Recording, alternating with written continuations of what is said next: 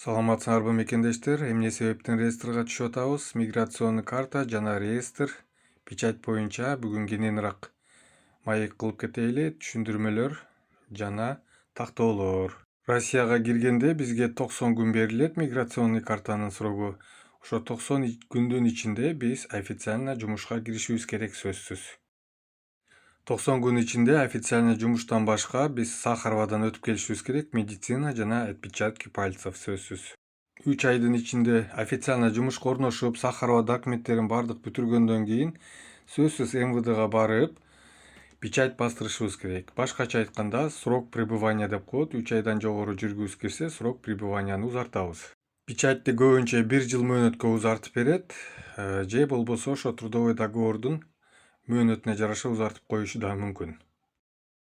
Эгерде печатьти өз убагында 90 күндүн ичинде бастыра албасаңар, ушундай учурларда эмне кылуу зарыл? Биринчи вариант, МВДга сөзсүз келип арыз жазышыбыз керек.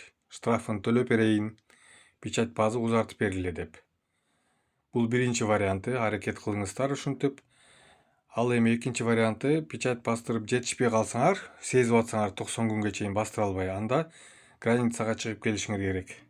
Ал эми биринчи, экинчи вариант болбой калса эле, үчүнчү вариант мекенге кайтып кеткен оң. Башка вариант жок. Баары эс алып, 3 айдан кийин кайра келип башынан кылсаңар болот мекендештер. Ал эми 90 күнгө жеткизбей, сезип калып чыгып келсеңер границага, кайрадан 90 күнгө башынан баштасаңар болот.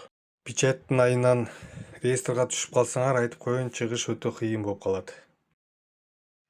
Мекендештер, ушу биринчи, экинчи, 3 вариант эч эле болбой калса, аракет кылып, эң жакшысы кыйналбастан мекенге кайтып, эс алып, 3 ай кайрадан кайтып келип аракет кылсаңар болот, бардыгын башынан.